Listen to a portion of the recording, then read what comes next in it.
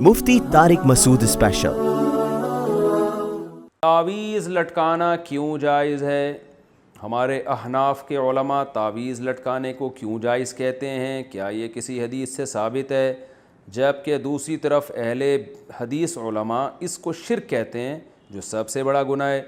اور اس کی مضبوط دلیل بھی ہے کہ حدیث میں آتا ہے کہ جس نے تعویذ لٹکایا اس نے شرک کیا۔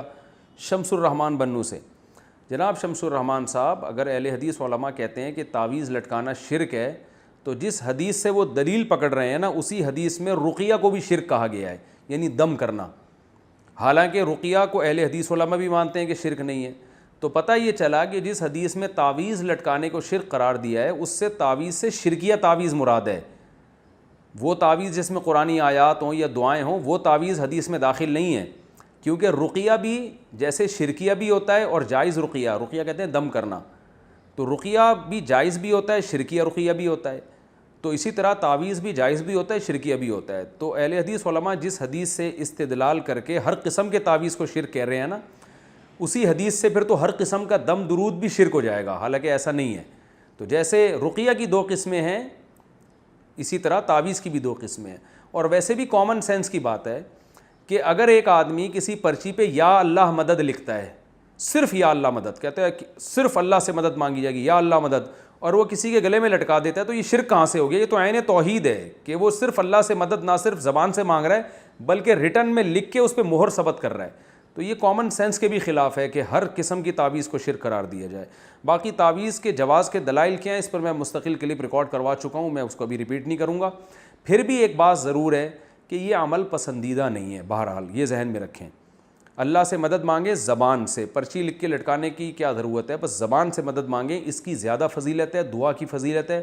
جو لوگ تعویذ گنڈوں میں پڑھتے ہیں، تو وہ میں نے دیکھا ہے ان کا ایمان بہرحال کمزور ہو جاتا ہے اور وہ اسی میں لگے رہتے ہیں۔ تو اس لیے ہمارے علماء بھی اس کی گنجائش دیتے ہیں کہ اگر لوگوں کو تعویذ نہ دیا جائے تو وہ خالصتاً پھر جاہل پیروں کے پاس جا کے شرکیہ تعویذ لینا شروع کر دیتے ہیں، ورنہ یہ عمل شریعت میں کوئی زیادہ پسندیدہ نہیں ہے۔ نبی صلی اللہ علیہ وسلم نے فرمایا، میری امت کے 70,000 لوگ ایسے بغیر حساب کتاب کے جنت میں داخل ہوں گے جو تعویذ اور رقیہ وغیرہ سے بچا کرتے تھے۔ تو امام نووی رحمہ اللہ نے اس کی تشریح میں لکھا ہے کہ جو جائز تعویذ سے بھی بچتے ہیں وہ اس میں داخل ہیں۔ بہرحال تشریح میں حدیث کی اختلاف ہے۔ تو الحمدللہ میرا اپنا عمل یہ ہے کہ کیسی گھر میں بیماری آ جائے، کچھ بھی ہو جائے، میں الحمدللہ کبھی پرچی نہیں لٹکاتا، نہ بچوں کو میں نے کبھی تعویذ لٹکانے دیا ہے۔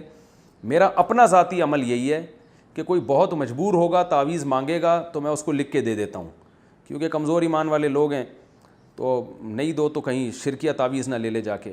اپنا عمل یہ ہے کہ میرے جتنے بچے ہیں، میں خود بھی، گھر والے بھی، میں کبھی کسی کو تعویذ نہیں پہننے دیتا۔ اس کو میرے ہاں تو ایسا ہے جیسے یہ پتہ نہیں کتنا بڑا جرم کر لیا کہ بھائی ہم کیوں ان چکروں میں، تعویذ گنڈوں میں پلیتوں ان چکروں میں کیوں پڑیں۔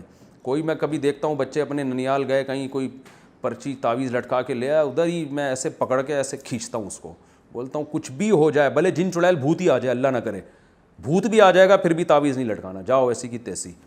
ایسے انسان تمیز زندگی گزارے، کچھ نہیں ہوتا انشاءاللہ کوئی جن چڑیل بھوت، اور پھر جن چڑیل بھوت خود ہی اپنا راستہ تبدیل کر لیتے ہیں، آتے ہی نہیں۔ وہ دیکھتے ہیں ایسے لوگوں کو جو اس قسم کے کمزور ایمان ہوتا ہے نا، وہیں زیادہ آتے ہیں۔ تو ان چکروں میں نہ پڑیں۔ جو سنت عمل ہے، سورہ فلق، سورہ ناس رات کو ہاتھ پہ دم کر کے اپنے اوپر پھیر لیا کریں، بچوں پہ پھیر لیا کریں۔ مشہور دعا ہے، اعوذ بکلمات اللہ التامہ من کل شیطان وہامہ ومن کل عین لامہ۔ یہ دعائیں پڑھا کریں۔ بسم اللہ الذی لا یضر مع اسمہ شیء فی الارض ولا فی السماء وہو السمیع العلیم۔ خاندانی دعائیں بس یہ پڑھا کریں، کافی اتنا۔